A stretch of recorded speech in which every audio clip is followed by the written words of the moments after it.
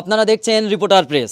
বর্তমান আমরা জীবনকে সাজিয়ে গুছিয়ে তুলতে আমাদের সন্তানকে বড় বড় ইউনিভার্সিটিতে ভর্তি করি, সরকারি স্কুল থেকে বেসরকারি স্কুল। কিন্তু আজ এমন এক সংবাদ নিয়ে হাজির হয়েছি যেখানে না আছে সরকারি স্কুল, না আছে বেসরকারি স্কুল, না আছে প্রাইভেট। বিশ্বের সব থেকে বড় স্কুল হলো তার বাড়ি, আর বিশ্বের সব থেকে শ্রেষ্ঠতম শিক্ষক হচ্ছে বা টিচার হচ্ছেন তার মা। আর সেই মায়েরই 3 বছরের রোহান শেখ তো সন্তান আমরা তুলে ধরবো ইন্ডিয়া বুক অফ রেকর্ডস, এই রেকর্ডসে নাম তুলেছে। আমরা সেই মায়ের কাছ থেকে জানবো কিভাবে আপনি এই ধারণাটা পেলেন যে এই যে ইন্ডিয়া বুক অফ রেকর্ডস এতে নাম তুলবেন। আমি ইউটিউবে সার্চ করেছিলাম, সার্চ করে দেখলাম, দেখে আমি ভাবলাম একবার ট্রাই করে দেখি ছেলে পারে কিনা। তো আমি তখন অনলাইনে ফর্ম ফিল আপ করলাম। অনলাইনে ফর্ম ফিল আপ করার পরে ছেলের পড়াশোনা জানালাম, জানিয়ে তখন ওরা দেখলো, দেখে তখন ছেলেকে বললো যে পড়াশোনা করলো। ছেলে পড়াশোনাটা পাঠিয়ে তখন ওরা বললো হ্যাঁ সিলেক্ট হয়ে গেছে, রোহান সিলেক্ট হয়ে গেছে, পাস হয়েছে। তো 15 থেকে 20 দিনের মধ্যে আমরা সার্টিফিকেটটা পাঠাবো। সার্টিফিকেট পাঠানোর পর এরকম একটা সাংবাদিক এসে এরকম করে ওকে জিজ্ঞাসা করে। কতদিন আগে অনলাইন পরীক্ষা দিয়েছিল? 1 মাস হলো। আচ্ছা রোহান, আমরা জানি যে এই বয়সের ছেলে সাধারণত মা বলে ডাকতে পারে না, তো রোহান কি বলতে পারে? 28টা রাজ্যের রাজধানী, তারপর পশু পাখির নাম, ফল ফুলের নাম, ছড়া, বাংলা ইংরেজি ছড়া। আপনি কিছু পশু পাখির নাম বলুন যেখান থেকে রোহান বলবে। বলো। ফিশার মানে কি গো? মাছ না, পিজন মানে? মানে পায়রা, ইগল মানে? ইগল মানে ইগল পাখি, প্যারট মানে?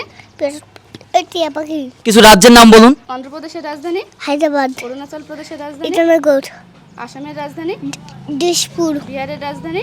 পাটনা, ছত্তিশগড়ের রাজধানী? রায়পুর, গোয়ার রাজধানী? পানাজি, হরিয়ানার রাজধানী?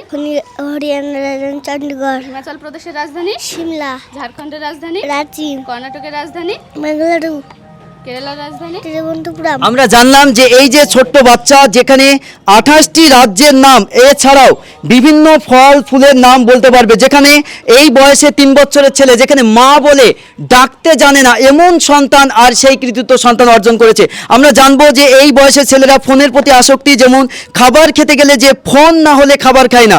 আর রোহান কি সেই ধরনের এক ধরনের তাদের মধ্যে কি একজন, না এর আলাদা কিছু? না, তাদের মধ্যে একজন নয়, এ আলাদা। মোবাইল দেখে না, অত মোবাইল দেখে খাবার খায় না। তাদের উদ্দেশ্যে বলবো ছেলেকে মোবাইল দেওয়াটা না উচিত, কারণ ছেলেকে মোবাইল দিলে ছেলের ভবিষ্যৎ খুব খারাপ হতে চলেছে, পড়াশোনাটা হবে না ঠিক মতো। রোহানের দাদাকে পেয়েছি, আজ কি বলবেন?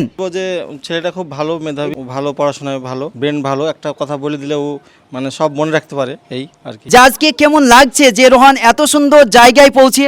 আমাদের খুব ভালো লাগছে, আমাদের দেশ গ্রামের গর্ব, আর খুব ভালো শান্ত ছেলে, আর অল্প বয়সে যে এত পারদর্শী, আরও 10টা ছেলে এরকম হতে পারে না, খুব ভালো ছেলে। এরকম সন্তান মানুষ করতে চাইছেন, তাদের উদ্দেশ্যে কি বলবেন? তাদের উদ্দেশ্যে এই রোহান যেভাবে শিখছে, এই শিক্ষাটা তাদের ভিতরে, সেই বাচ্চাদের ভিতরে প্রয়োগ করতে হবে, বা তাদের ভিতরে বাচ্চাকালীনে একটু একটু করে শেখাতে। যে কোথা থেকে পরীক্ষা দিয়েছিল ছেলে?